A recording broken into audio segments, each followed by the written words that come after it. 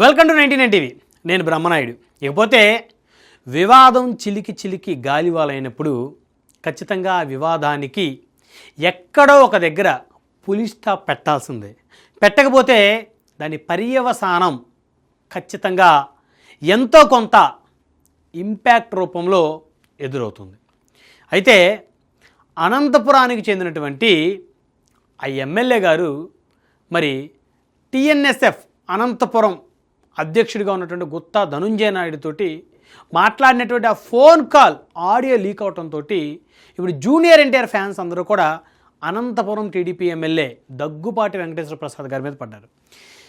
ఆ TDP MLA ఎన్టీఆర్కి క్షమాపణలు చెప్పాల్సిందేనంటే అవుననే అంటున్నారు junior NTR fans.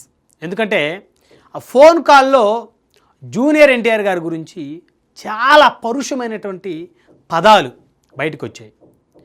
Junior NTR గారి తల్లి గారి గురించి నీచంగా మాట్లాడినటువంటి మాటలు, అంటే జూనియర్ ఎన్టీఆర్ని లకారం భాషతోటి దూషించిన దూషణలు, ఇష్టానుసారంగా మాట్లాడిన మాటలు, బొక్కా పకీర్ అంటూ చెప్పలేని పదజాలంతో మాట్లాడిన మాటలు.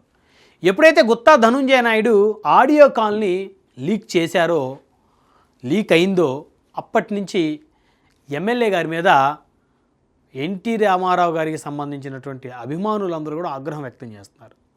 అంటే ఆయన జూనియర్ ఎన్టీఆర్, కానీ సీనియర్ ఎన్టీఆర్ అభిమానులు కూడా ఖచ్చితంగా ఆయనతో ఉన్నారనేటువంటి మాట వాస్తవం. తెలుగుదేశం పార్టీ వ్యవస్థాపక అధ్యక్షుడు సీనియర్ ఎన్టీఆర్ గారి నటనకు రాజకీయాలకు భవిష్యత్ వారసుడిగా జూనియర్ ఎన్టీఆర్ గారిని ఆయా వర్గాలు ఖచ్చితంగా యాక్సెప్ట్ చేస్తాయన్నటువంటి మాట నిజం. అయితే ఇక్కడ ఒక ఎపిసోడ్ చూస్తే ఎవరో కూడా లోకేష్ గారిని, చంద్రబాబు నాయుడు గారిని ఎవరు తప్పు పట్టలేదు. ఇక్కడ ఎమ్మెల్యే గారు కాస్త అత్యుత్సాహం ప్రదర్శించాడనే అభిప్రాయం వ్యక్తం అవుతుంది. లోకేష్ గారి దగ్గర మార్కులు కొట్టేయాలని, వార్ 2 సినిమా రిలీజ్ సందర్భంగా మరి థియేటర్లో సినిమాని మరి ప్రదర్శించే అవకాశమే లేదు అని చెప్పేసి మాట్లాడటం, ఆ ధనుంజయ నాయుడుతో ఫోన్ కాల్ ఏదైతే ఉందో అది కాస్త జూనియర్ ఎన్టీఆర్ అభిమానులని ఆగ్రహం తెప్పించింది. అయితే జరిగి దాదాపు 10 రోజులు కావస్తుంది. 10 రోజుల నుంచి కూడా ఉద్రిక్తతలు తగ్గిన పరిస్థితి అయితే లేదు. నిన్న ఆదివారం రోజు అనంతపురంలో ఉన్నటువంటి ఎమ్మెల్యే గారి క్యాంపు కార్యాలయాన్ని జూనియర్ ఎన్టీఆర్ గారి అభిమానులు ముట్టడి చేశారు. ముట్టడి చేసి మర్యాదగా బహిరంగంగా క్షమాపణ చెప్పండి అని చెప్పేసి అడుగుతూ ఉన్నారు. అయితే ఎప్పుడైతే ఎమ్మెల్యే క్యాంపు కార్యాలయం ముట్టడి అని చెప్పేసి అనంతపురం నియోజకవర్గానికి చెందిన జూనియర్ ఎన్టీఆర్ అభిమానులు పిలుపునిచ్చారో అనంతపురం జిల్లా వ్యాప్తంగా పెద్ద ఎత్తున జూనియర్ ఎన్టీఆర్ అభిమానులు వారితో పాటు కలిసి ఈ నిరసనలకి దిగటం అనేది ఇది భవిష్యత్తులో ఒక ప్రమాదకరమైన ఘంటిగా మారబోతుందని చెప్పుకోవచ్చు. ఎందుకంటే జూనియర్ ఎన్టీఆర్ అంటే మీ ఆషామాషి సినిమా యాక్టర్ కాదు, ఆయన పాన్ ఇండియా స్టారు. మరి సీనియర్ ఎన్టీఆర్ గారి అభిమానుల ఆహాన్ని సాటిస్ఫై చేశాడు. ఎందుకంటే సీనియర్ ఎన్టీఆర్ గారి తర్వాత ఆ స్థాయిలో చెప్పాలంటే బాలకృష్ణ గారు, ఇక బాలకృష్ణ గారి తర్వాత 100% జూనియర్ ఎన్టీఆర్ గారే. ఇప్పుడు ఇంకా ఆయన యంగ్స్టర్ చెప్పాలంటే, మరి ఆ యంగ్స్టర్ యూత్ మొత్తాన్ని కూడా ఆకర్షించినటువంటి పరిస్థితి.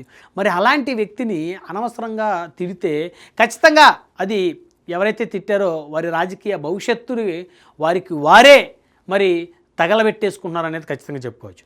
అయితే గత 2 రోజుల నుంచి కూడా ధనుంజయ నాయుడు మాట్లాడుతూ ఉన్నాడు. ఎవరైతే ఎమ్మెల్యే గారు ఎవరితోటైతే ఫోన్లో మాట్లాడారో ఆయన్ని ఒత్తిడి చేస్తున్నారని, ఇది ఆడియో కాల్ ఫేక్ అని చెప్పమని చెప్పేసి చెప్తున్నారని, సో రకరకాల ఇబ్బందులకి గురి చేస్తున్నారని చెప్పేసి ఆయన బయటకు వచ్చి మాట్లాడటం ఏదైతే ఉందో, మరి ఈ ఎపిసోడ్ అంతా చూసే వాళ్ళందరూ కూడా ఇది ఖచ్చితంగా ఎమ్మెల్యే దగ్గుపాటి వెంకటేశ్వర ప్రసాద్ గారి వాయిస్సే అని చెప్పేసి చాలామంది కూడా ఒక నిర్ధారణకు వస్తున్న పరిస్థితులు కనపడుతున్నాయి. దానికి బలాన్ని చేకూర్చే అంశం అక్కడ ధనుంజయ నాయుడు నన్ను ఇది ఫేక్ అని చెప్పేసి నన్ను ఈ విధంగా చెప్పంటున్నారని చెప్పేసి అంటున్నాడు. అంటే ఆయనే మాట్లాడారని చెప్పేసి ఎవరైతే అవతల ఫోన్ కాల్లో ఉన్నాడో ఆయన ఒప్పుకుంటా ఉన్నాడు మీడియా ముఖంగా.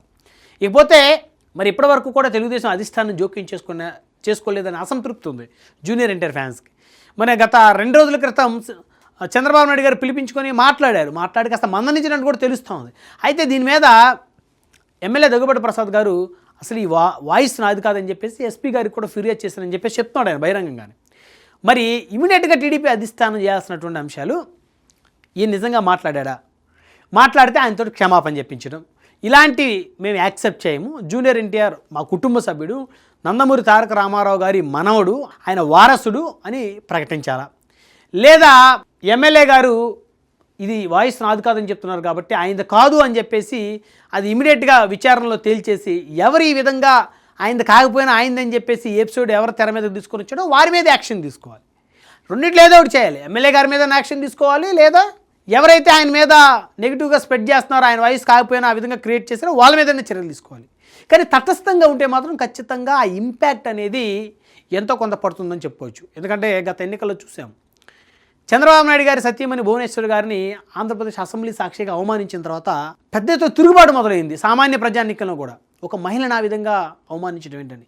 ఇక్కడ చూస్తే జూనియర్ ఎన్టీఆర్ గారి తల్లి గారు కూడా మరి ఆవిడ మహిళే, మరి జూనియర్ ఎన్టీఆర్ గారికి జరిగింది కూడా అవమానమే. సో చంద్రబాబు నాయుడు గారిని, లోకేష్ గారిని ఎవరైతే అభిమానిస్తారో 100 మంది అభిమానిస్తే అందులో ఖచ్చితంగా 80 మంది జూనియర్ ఎన్టీఆర్ గారిని కూడా అభిమానిస్తారు. అందులో డౌట్ లేదు. వాళ్ళంతా కుటుంబ సభ్యులు, రక్త సంబంధికులు. సో అందుకని గతంలో కూడా మనం చెప్పుకున్నాం, blood is thicker then water అని. ఈ విధంగా ఎమ్మెల్యేలు మధ్యలో వస్తారు, వీళ్ళు మధ్యలో వెళ్తారు అంతే. కానీ జూనియర్ ఎన్టీఆర్ గారు, చంద్రబాబు గారు, లోకేష్ గారు వాళ్ళందరూ కూడా రక్త సంబంధికులు కాబట్టి జీవితాంతం వాళ్ళంతా కలిసే ఉంటారు. చిన్న చిన్న మనస్పర్ధలు వచ్చినప్పటికీ కూడా మళ్ళీ ఏదో ఒక సందర్భంలో కలిసిపోతారు.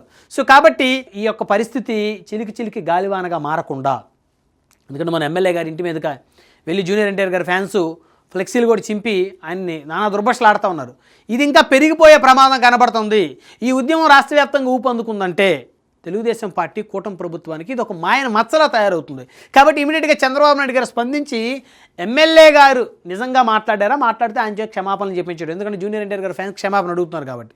లేదా ఎవరైతే ఈయన మీద నెగిటివ్గా స్ప్రెడ్ చేశారో వాళ్ళ మీద యాక్షన్ తీసుకోవటం, అంటే ఏదో ఒకటి ఖచ్చితంగా సత్వరమే చేయాల్సినటువంటి అవసరం ఏర్పడుతుంది అనేది ఇటు రాజకీయ సినీ విశ్లేషకులు కూడా వారి అభిప్రాయాలు వ్యక్తం చేస్తున్నారు. చూద్దాం మరి ఈ ఎపిసోడ్ చివరికి ఎటువైపు దారితీస్తుందో.